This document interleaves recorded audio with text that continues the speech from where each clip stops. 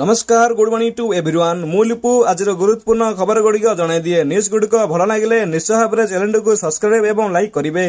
तो चलतु आज गुरुत्वपूर्ण खबर गुड़िक नजर पकेबा। अगस्ट 21 रे भारत बंद पड़िबो प्रभाव और कहीं दि बंद डाकरा बड़ खबर और बंद रहिबो भारत पुणी अखचक हेबो जाम एने नहीं बड़ खबर सामना को आसी। भारत बंद को नहीं माइक्रो ब्लॉगिंग साइट रे एक्स रे ट्रेंडिंग हेबार लागिछि जहा को नहीं साधारण जनता द्वंद्व रहिछंती। प्रकृति में भारतर बंदर डाकरा किए देइछि काहेकि देइछंती कौन दाबी रही आसंतु जानिबा। परवर्ती खबर राखी पूर्णिमा दिन सस्ता हैला सुना 10 ग्राम किनिले मात्र देबाकू पड़िबो एतिकी टंका। आज सारा देश में राखी पूर्णिमा पालन करा जाउछि सेपटे आज सुना दर ह्रास पाइछि। आसंता काली समग्र भारत में 24 कैरेट सुनार मूल्य 10 ग्राम प्रति 73,000 टंका थिला। परवर्ती खबर कोलकाता दुष्कर्म और हत्या मामला को नहीं विरोधी इंडी मेंटरे फाट देखा मिली। कोलकाता घटनार पीड़ितों को न्याय बदल में दोषी को सुरक्षा दिया नहीं कांग्रेस सांसद राहुल गांधी एक ट्विटर रे करिबा परे टीएमसी रो एवं कांग्रेस मुहांमुही होइछंती। परवर्ती खबर साधारण जनता आंदोलन डॉक्टरों प्रतिवाद और ममता आनिबे रातिर साथी विरोधी हालबोल और साधारण जनता आंदोलन और डाक्टर मानक प्रतिवाद ममता सरकार को मुंड नुआइबाकू बाध्य करिछि। महिला डाक्टर छात्री को दुष्कर्म और हत्या घटना विरोधी उपरे दोष लदी राजरास्ता को ओह्लाइथिबा पश्चिमबंग मुख्यमंत्री भारी पड़ी जीत। ए घटना बीजेपी सांसद समित पात्र प्रेसमिट रे बोध हुए दीदी मुंडरे बुद्धि पशि आउ महिला सुरक्षा आनी नुआ योजना जार ना रातिर साथी रखा डेरी रे हो कि पछरे हो ममता दीदी चेता पशि महिला डाक्तरी छात्री दुष्कर्म और हत्या घटना आंदोलन तीव्र हेलानी केवल पश्चिमबंग कि कोलकाता रे नुहे ए प्रतिवाद और विरोधी निया सारा देश को व्यापी सारानी। परवर्ती खबर 15 वर्षर झील जन्मदेला 7 मासर पिलाकू पिता नाम जानी स्थगित रहीगले लोक माने किंतु एबे गोटे समय अच्छी पुत्री माने पितांकर नाम उच्च करछंती। पिता और पुत्रीर संपर्क में बहुत मधुर अटे। पिता माने निज झील को बहुत भल पाती झील माने माँ ठारू अधिक पिता प्रति आकर्षित हुअंती किंतु आजिर गोटे समय जेउठी मनीष माने पशुठारू बळी होइगलेनी। ए कथा आमे एथिपाई कहूछु कारण आजिर घटना एमिति जहा आपनको सुनिले आश्चर्य होइजिबे। आजिका समय रे देश और दुनिया रे क्राइम बढ़ी बढ़ी चलीछि। महिलांक प्रति एते अत्याचार बढ़ी गलानी जे आजिकाली न जन्म हेले भी भल हेबे। आज आमे आपनको एक एमिति घटना विषय रे कहिबु जहा सुनिले आपनकर संपर्क प्रति भरोसा उठिजिबो। परवर्ती खबर बाजार रे बिक्री होची सिमेंट रसुण आजिकाली पनीपरिबा दर जा हेलानी न कहिबा भल खाउडींक पकेट उपरे माड़ पनीपरिबार दरदाम वृद्धि हेतु अनेक लोक किचन गार्डन करबा उपरे गुरुत्वारोप करलेनी। एहा सह व्यक्ति जनक बाजार रे मिलुथिबा नकली रसुण दिया जाई पनीपरिबा ठारू मध्ये दूरे रहि परिबे। एमिति कि महाराष्ट्र एपरी एक खबर सामना को आछि जे जहा सुनिले आश्चर्य होइजिबे। ग्राहकों को धोखा देवा पाई बाजार रे नकली रसुण बिक्री होउछि। वर्तमान यार एक वीडियो सोशल मीडिया रे वायरल हेबार लागिछि। अनेक औषधीय गुण रे भरपूर रसुण खाद्य स्वाद वृद्धि करबा सह थंडा खास डायबिटीज एवं कंठ जंत्रणा इत्यादि पाई रसुण लाभदायक होइथाय। परवर्ती खबर ओडिशा रे पछुआ वर्गर पूर्ण वर्गीकरण आवश्यक सुप्रीम कोर्ट निकट रे एक ऐतिहासिक रायर उल्लेख कले जे दलित और आदिवासी मानक दिया जाउथिबा संरक्षण सुविधा सामाजिक न्याय दृष्टि और सामाजिक व्यवस्था दृष्टि संपूर्ण यथार्थ थिले मध्य गत 70 वर्षर अभिज्ञता परिष्कार हो जाइछि जे एही व्यवस्था द्वारा समुदाय दलित वर्ग और अनुसूचित जनजाति वर्ग समान भाव में उपकृत होइनांती। भारतीय संवैधानिक व्यवस्था रे पछुआ वर्गर थिबा विभिन्न जातिर लोक मानकू अनुसूचित जाति भाव में वर्णित करा जाई सेमानक पई संरक्षण सुविधा दि जाइछि। सेहिपरि आदिवासी वर्गर सामिल होइतिबा विभिन्न गोष्ठीर अनुसूचित जनजाति पई लोक संख्या अनुसार थिबा संरक्षण व्यवस्था कार्यकारी हेउछि। परवर्ती खबर कोलकाता महिला ट्रेनिंग डॉक्टरों को दुष्कर्म और हत्या मामला कोलकाता आरजीकल मेडिकल महिला ट्रेनिंग डॉक्टरों को दुष्कर्म और हत्या घटना रे आसिला अपडेट रिपोर्ट। महिला डॉक्टरों को बर्गर आक्रमण होइथिबा रिपोर्ट उल्लेख रहिछि। तांको श्वासरुद्ध करी हत्या करा जाइछि। मृत्यु पूर्वरु तांको शारीरिक निर्यातना सह सांघातिक यौन पीड़िनीति दिया जाइछि। मृत्यु डॉक्टरों देह रे 14टी स्थान क्षत रही गुप्तांक भितर धला रंगर बहल पदार्थ मिली फुसफुस रक्त जमाट बांधि तेबे कौन स्थान रे हाड़ भांगी नहीं। ଅଧିକ ବିଶ୍ଳେଷଣ ପାଇଁ ରକ୍ତ ଓ ଅନ୍ୟ ଶରୀରର ଅନ୍ୟ ତରଳ ପଦାର୍ଥ ପରୀକ୍ଷା ପାଇଁ ପଠାଯାଇଛି।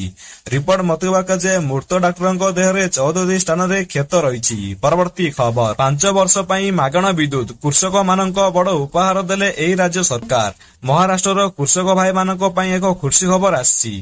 ଏପ୍ରିଲରୁ ଆସନ୍ତା 5 ବର୍ଷ ପାଇଁ ରାଜ୍ୟର 44 ଲକ୍ଷ ଚାଷୀଙ୍କୁ ମାଗଣା ବିଦ୍ୟୁତ ଦିଆଯାଇଛି, ଯେଉଁଠାରେ ମୁଖ୍ୟମନ୍ତ୍ରୀ ସୌର କୃଷି ବାହିନୀ ଯୋଜନା ଏବଂ ସୌର ବିଦ୍ୟୁତ ପମ୍ପ ଯୋଜନା ମାଧ୍ୟମରେ ଦିନରେ ବିଦ୍ୟୁତ ଯୋଗାଣ କରାଯିବ। ଏଥିସହ ଘରୋଇ ବିଦ୍ୟୁତ ଉପଭୋକ୍ତାଙ୍କୁ ବିଦ୍ୟୁତ ବିଲ୍ ମଧ୍ୟ କେନ୍ଦ୍ର ସରକାରଙ୍କ ପ୍ରଧାନମନ୍ତ୍ରୀ ସୂର୍ଯ୍ୟଘର ମୁକ୍ତ ବିଦ୍ୟୁତ ଯୋଜନା ମାଧ୍ୟମରେ ଶୂନକୁ ହ୍ରାସ କରାଯାଇଛି। ରାଜ୍ୟ ମୁଖ୍ୟମନ୍ତ୍ରୀ ଏକନାଥ ସନ୍ଦେହ କହିଛନ୍ତି ଯେ ଏହି ଯୋଜନାଗୁଡ଼ିକ ସଫଳ ରୂପାୟନ ନ କରି କୃଷକ ଏବଂ ଘରୋଇ ବିଦ୍ୟୁତ ଉପଭୋକ୍ତାଙ୍କୁ ବିପୁଳ ଆର୍ଥିକ ସହାୟତା ପ୍ରଦାନ କରିବାକୁ ରାଜ୍ୟ ସରକାର ପ୍ରତିଶ୍ରୁତି ଦେଇଛନ୍ତି। ପରବର୍ତ୍ତୀ ଖବର, ସେପ୍ଟେମ୍ବର 17 ତାରିଖରେ ଆରମ୍ଭ ହେବ ସୁଭଦ୍ରା ଯୋଜନା। ଓଡ଼ିଶାର ଲକ୍ଷ ଲକ୍ଷ ମହିଳାଙ୍କୁ ବଡ଼ ଭେଟି ଦେବେ ମୋହନ ସରକାର। ମିଳିବ 50,000 ଟଙ୍କାର ଭାଉଚର। ତେବେ ଏହି ଯୋଜନାରେ ଆବେଦନ ପାଇଁ ଆଧାର କାର୍ଡ ଏବଂ ପ୍ରମାଣପତ୍ର ଆବଶ୍ୟକ ହୋଇପାରେ ବୋଲି ବୁଦ୍ଧିଜୀବୀ ଅନୁମାନ କରିଛନ୍ତି। ସୁଭଦ୍ରା ଯୋଜନା ପରିବାରର ଯୋଗ୍ୟ 2 ମହିଳାଙ୍କୁ ମିଳିପାରେ। ଅବଶ୍ୟ କେଉଁ ବୟସ ସୀମା ପର୍ଯ୍ୟନ୍ତ ଆବେଦନ କରିପାରିବେ, କେଉଁ ହିତକାରୀଙ୍କ ଏଥିରୁ ବାଦ୍ ପଡ଼ିବେ, ଏନେଇ କୌଣସି ସ୍ପଷ୍ଟ ରୂପରେଖା ପ୍ରଦାନ କରାଯାଇ ନାହିଁ। ପରବର୍ତ୍ତୀ ଖବର, ଯଦି ଆପଣଙ୍କ ଏକ ପକ୍କା ଘର କରୁଛନ୍ତି ତେବେ ଚିନ୍ତା କରନ୍ତୁ ନାହିଁ, କାରଣ ବର୍ତ୍ତମାନ ସରକାରଙ୍କ ଦ୍ୱାରା ଉତ୍କୃଷ୍ଟ ଯୋଜନା ଚାଲିଛି। ଆପଣଙ୍କୁ ଏକ ସ୍ଥାୟୀ ଘର ଯୋଗାଇ ଦେବା ପାଇଁ ସରକାର କାର୍ଯ୍ୟ କରୁଛନ୍ତି, ଯାହାର ଲାଭ ଆପଣଙ୍କ ସହଜରେ ପାଇପାରିବେ, ଯାହା ଏକ ବଡ଼ ଖୁସି ଖବର ଭଳି ଅଛି। ଲୋକମାନଙ୍କୁ ସ୍ଥାୟୀ ଘର ଯୋଗାଇବା ପାଇଁ ସରକାର ପିଏମ୍ ଆବାସ ପ୍ଲସ୍ ଯୋଜନା ଆରମ୍ଭ କରିଛନ୍ତି। ପ୍ରଧାନମନ୍ତ୍ରୀ ଆବାସ ପ୍ଲାନ ଯୋଜନା 2024 ଅଧୀନରେ ଅଭାବୀ ଲୋକମାନେ ଅଫଲାଇନ କିମ୍ବା ଅନଲାଇନରେ ଆବେଦନ କରିବା ଆରମ୍ଭ କରିଛନ୍ତି। ପରବର୍ତ୍ତୀ ଖବର, ଏନସିଇଆରଟି ବିନା ପରୀକ୍ଷାରେ ମିଳିବ ଚାକିରି। ମାସକୁ ଦରମା 1,40,000 ଟଙ୍କା। ଚାକିରି ଖୋଜୁଥିଲେ ଆପଣଙ୍କ ପାଇଁ ଖୁସି ଖବର। ଏନସିଇଆରଟି ରେ ଖାଲି ପଡ଼ିଛି ଅନେକ ପଦବୀ। ଏହି ପଦବୀରେ ଆବେଦନ କରିବାକୁ ଇଚ୍ଛୁକ ଥିବା ପ୍ରାର୍ଥୀ ତୁରନ୍ତ ଆବେଦନ କରନ୍ତୁ। ଆବେଦନ କରିବା ଶେଷ ତାରିଖକୁ ବଢାଇ 27 ଅଗଷ୍ଟ ପର୍ଯ୍ୟନ୍ତ କରାଯାଇଛି। ଯେଉଁମାନେ ପୂର୍ବରୁ ଆବେଦନ କରିନାହାନ୍ତି ସେମାନଙ୍କ ଆବେଦନ କରିପାରିବେ। ଏହି ପଦବୀରେ ଆବେଦନ କେବଳ ଅନଲାଇନ କରିବାକୁ ହେବ। ପରବର୍ତ୍ତୀ ଖବର, କୋଲକାତା ଆରଜିକର ଡାକ୍ତରଖାନାରେ 31 ବର୍ଷୀୟ ମହିଳାଙ୍କ ଡାକ୍ତରଙ୍କୁ ଦୁଷ୍କର୍ମ ଏବଂ ହତ୍ୟା ମାମଲାକୁ ନେଇ ଦେଶବ୍ୟାପୀ ଆନ୍ଦୋଳନ ଚାଲିଥିବା ବେଳେ ସୋମବାର ଦିନ ପୀଡ଼ିତଙ୍କ ବ୍ୟବସ୍ଥିତ ରିପୋର୍ଟ ଆସିଛି। ମହିଳା ଡାକ୍ତରଙ୍କୁ ଦୁଷ୍କର୍ମ ପରେ କିପରି ନିର୍ମମ ଭାବେ ହତ୍ୟା କରାଯାଇଛି ତାହା ରିପୋର୍ଟରେ ଦର୍ଶାଯାଇଛି। ପୀଡ଼ିତ ଅଭିଯୋଗ କବଳରୁ ନିଜ ଜୀବନ ବଞ୍ଚାଇବାକୁ ଶେଷ ମୁହୂର୍ତ୍ତ ପର୍ଯ୍ୟନ୍ତ ସଂଗ୍ରହ କରିଥିଲେ ବୋଲି ରିପୋର୍ଟରୁ ଅନୁମାନ କରାଯାଇଛି। ବ୍ୟବସ୍ଥିତ ରିପୋର୍ଟ ଅନୁସାରେ ମହିଳାଙ୍କ ଶରୀରରେ 14 ସ୍ଥାନରେ କ୍ଷତି ଚିହ୍ନ ରହିଛି। ତାଙ୍କ ମୁଣ୍ଡ, ମୁହଁ, ବେକ, ହାତ ଏବଂ ଯୌନାଙ୍ଗରେ ଗଭୀର କ୍ଷତ ଥିବା ଜଣାଯାଇଛି। ପରବର୍ତ୍ତୀ ଖବର, ଇନ୍ଦିରା ଗାନ୍ଧୀଙ୍କ ଭଳି ମମତାକୁ ଗୁଳି କର। ପୋଷ୍ଟ ଭାଇରାଲ ପରେ ଯୁବତୀଙ୍କ ଗିରଫ। ଇନ୍ଦିରା ଗାନ୍ଧୀଙ୍କ ଭଳି ମମତା ବାନାର୍ଜୀଙ୍କୁ ଗୁଳି କରି ହତ୍ୟା କର। ସୋସିଆଲ ମିଡିଆରେ ଏଭଳି କିଛି ପୋଷ୍ଟ ଭାଇରାଲ ହେବା ପରେ ଆକ୍ସନ ମୋଡ ପଶ୍ଚିମବଙ୍ଗ ପୁଲିସ। ଏହି ମାମଲାରେ ଜଣେ ଛାତ୍ରୀଙ୍କୁ ପୁଲିସ ଗିରଫ କରିଛି। ପଶ୍ଚିମବଙ୍ଗର ମୁଖ୍ୟମନ୍ତ୍ରୀ ମମତା ବାନାର୍ଜୀଙ୍କ ବିରୋଧରେ ହିଂସା ସୃଷ୍ଟି କରିଥିବା ଏକ ସୋସିଆଲ ମିଡିଆରେ ପୋଷ୍ଟ ପାଇଁ କୋଲକାତା ପୁଲିସ 2ୟ ବର୍ଷର ବିଏମକମ୍ ଛାତ୍ରୀଙ୍କୁ ଗିରଫ କରିଛି। ଗିରଫ ଛାତ୍ରୀ ଜଣକ ହେଲେ କୀର୍ତ୍ତି ଶର୍ମା। ସେ ଇନଷ୍ଟାଗ୍ରାମରେ କୀର୍ତ୍ତି ସୋସିଆଲ ନାଁରେ ହ୍ୟାଣ୍ଡେଲ ଚଳାନ୍ତି। ପରବର୍ତ୍ତୀ ଖବର, ବିଦ୍ରୋହ ଯୋଗୁଁ ଗତ 5 ତାରିଖରେ ବାଂଲାଦେଶରେ କ୍ଷମତା ପରିବର୍ତ୍ତନ ହୋଇଥିଲା। ପୂର୍ବତନ ପ୍ରଧାନମନ୍ତ୍ରୀ ଶେଖ୍ ହସିନାଙ୍କୁ ଦେଶ ଛାଡ଼ିବାକୁ ବାଧ୍ୟ କରାଯାଇଥିଲା। ପରେ ନୂଆ ସରକାର ଗଠନ ହୋଇଥିଲା ଏବଂ ନୋବେଲ ବିଜେତା ମହମ୍ମଦ ୟୁନିଙ୍କ ସରକାରଙ୍କ ମୁଖ୍ୟ ପରାମର୍ଶେ ନିଯୁକ୍ତି କରାଯାଇଥିଲା। ଏହି ସମ୍ପୂର୍ଣ୍ଣ ଘଟଣା ପଛରେ ଆମେରିକାର ହାତ ଥିବା ହସିନାଙ୍କ ଦାବି କରିଥିଲେ। ସେଣ୍ଟ ମାର୍ଜିନ ଦ୍ୱୀପ ଦେଇଥିଲେ ସରକାର ବୁଡ଼ି ନଥିବା ବୋଲି କହିଥିଲେ। ମାତ୍ର ଏହି ବିରୋଧର ଷଡ଼ଯନ୍ତ୍ର 16 ମାସ ତଳକୁ ପ୍ରସ୍ତୁତି କରାଯାଇଥିଲା ବୋଲି ସୂଚନା ମିଳିଛି। ହସିନାଙ୍କ ସରକାରର ପତନ ଲାଗି ଆମେରିକାର ସିଆଇଏ ଏବଂ ପାକିସ୍ତାନର ଗୋଇନ୍ଦା ଏକ୍ସଚେଞ୍ଜ ଆଇସିଆର ହାତ ମିଳାଇଥିଲେ।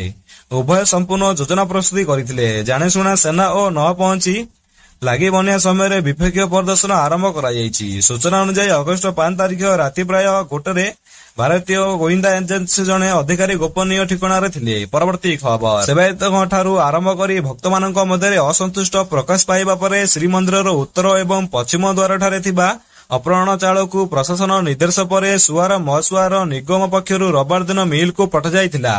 ସୂଚନାଯୋଗ୍ୟ, ଶ୍ରୀମନ୍ଦିରର ପରିକ୍ରମା ପ୍ରକଳ୍ପର ଉଦ୍ଘାଟନ ସମୟରେ ଭକ୍ତମାନେ ମହାପ୍ରଭୁଙ୍କ ଉଦ୍ଦେଶ୍ୟରେ ପ୍ରଦାନ କରିଥିବା ଅପହରଣ ଚାଉଳ ନିର୍ବାସନ ପରେ ମହାପ୍ରଭୁଙ୍କ କାର୍ଯ୍ୟରେ ନ ଲାଗି ପଡ଼ି ରହି ଏବେ ନଷ୍ଟ ହେବାକୁ ବସିଲାଣି। ଶ୍ରୀମନ୍ଦିରର ଉତ୍ତର ଦ୍ୱାରଠାରେ ରଖାଯାଇଥିବା ଅପହରଣ ଚାଉଳ ନଷ୍ଟ ହୋଇ ଗନ୍ଧ ସୃଷ୍ଟି ହୋଇଥିଲା। ମାତ୍ର ପ୍ରଶାସନ ପକ୍ଷରୁ ଏନେଇ କୌଣସି ପଦକ୍ଷେପ ଗ୍ରହଣ କରାଯାଉନଥିଲା, ଯାହାକୁ ନେଇ ସେବାୟତମାନଙ୍କ ଆରମ୍ଭ କରି ଭକ୍ତଙ୍କ ମଧ୍ୟରେ ଅସନ୍ତୁଷ୍ଟ ପ୍ରକାଶ ପାଇଥିଲେ।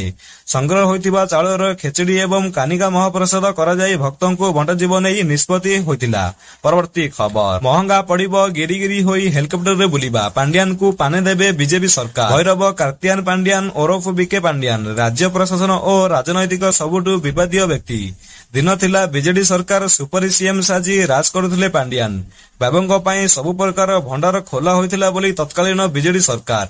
ରାଜ୍ୟ ରାଜକୋଷରୁ ଶହ ଶହ କୋଟି ଟଙ୍କା ଖର୍ଚ୍ଚ କରି ବାବୁଙ୍କ ବ୍ରାଣ୍ଡିଂ କରାଯାଉଥିଲା।